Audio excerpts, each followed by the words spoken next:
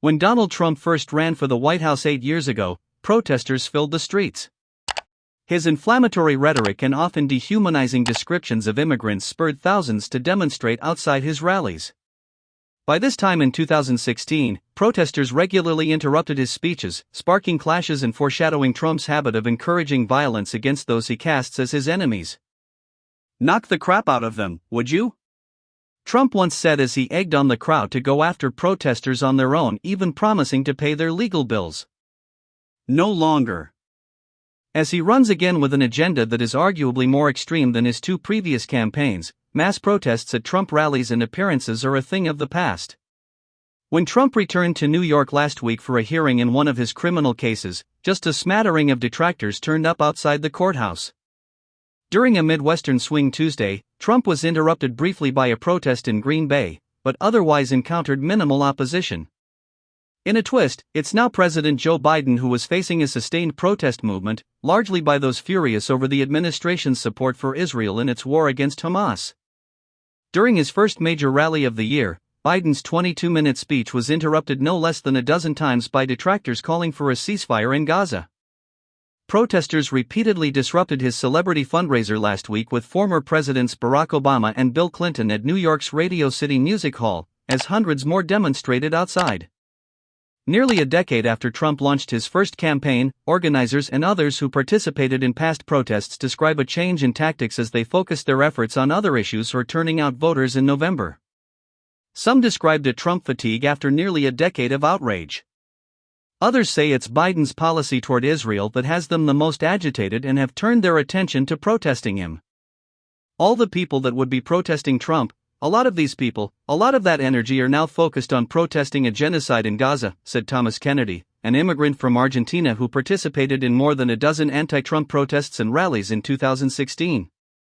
Kennedy still describes the former president as a horrible threat.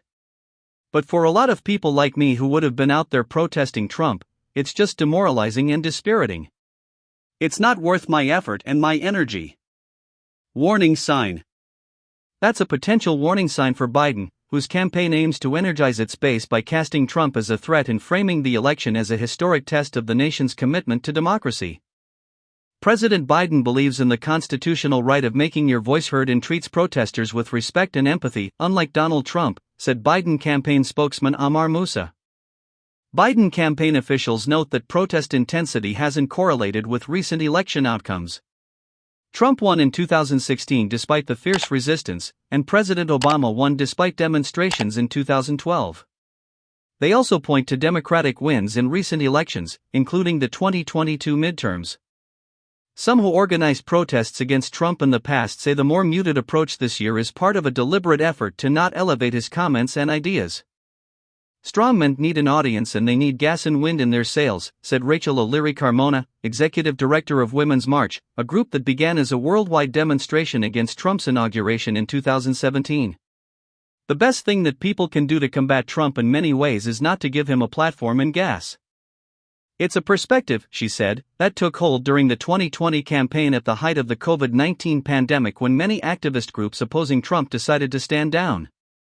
Instead, demonstrations turned to broader demands for racial justice following George Floyd's killing by police. Annette Magnus, the former executive director of Battleborn Progress, a Nevada group that helped organize anti-Trump protests during the 2016 election, also described a strategic change. People are very focused on turnout and going door to door and talking to voters, because that's what's going to matter, she said. I will do everything I can to make sure he is never elected again. It's just going to look different because it's a different election year and so much has happened since then. There are also safety concerns, with some organizers concluding that demonstrating against Trump isn't worth the potential physical risk. Trump protests. Trump has encountered occasional protests at his events this year.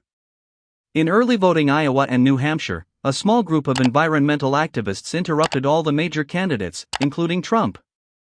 But his response underscored how much things had changed. It's amazing 'cause that used to happen all of the time. And I don't think it's happened in 2.5 or 3 years, he remarked after an interruption in Indianola. It always adds excitement.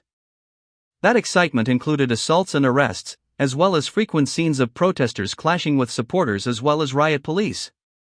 In March 2016, Trump was forced to cancel a rally in Chicago after raucous protesters packed the arena where he was set to speak. A day later, in Ohio, a man leaped over a barrier and rushed Trump's stage. U.S. Secret Service mobilized to surround the candidate in a protective ring. Trump routinely responded to the protesters with mockery and insults, telling them to go home to mommy, or instructing security to get him out, as his crowds erupted into chants of Trump. Trump.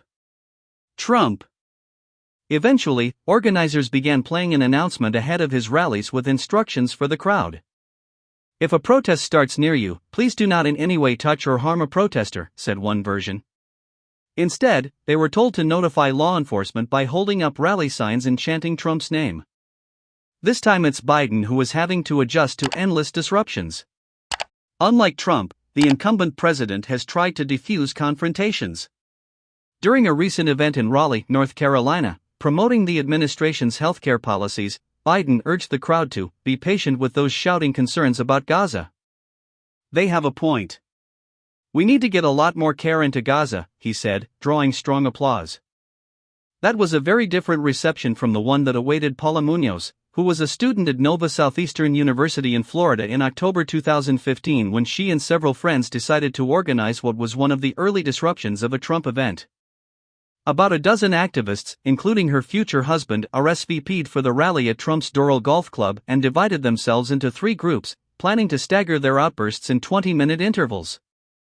"Our goal was to interrupt, to badger the whole speech," she said, "to try to ruin his event, basically. The event would provide a taste of the violence to come." One of the protesters was forcefully dragged by the collar of his shirt and pulled to the ground, another was kicked.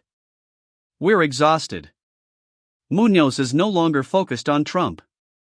Now the executive director of the Florida Student Power Network, Munoz spends her time on local issues, including an abortion amendment that will be on the ballot in November. "We're exhausted," she said, expressing frustrations over the two-party system in general. "National politics," she said, "feels almost as a distraction when people are struggling to pay their rent." While she said she fears the prospect of another Trump administration, she said she is deeply disappointed by Biden. "We're tired of having to pick the less of the two evils," she said. "That's part of the thing I think people feel burned out about. It's just like complete disappointment on end." Marta Popadiak, director of Movement Politics for People's Action, a progressive activist organization, said the group is focused on voter turnout but hasn't ruled out organizing protests this summer at the GOP convention. "We are super laser focused on doing our persuasion program and getting ready to defeat in 2024.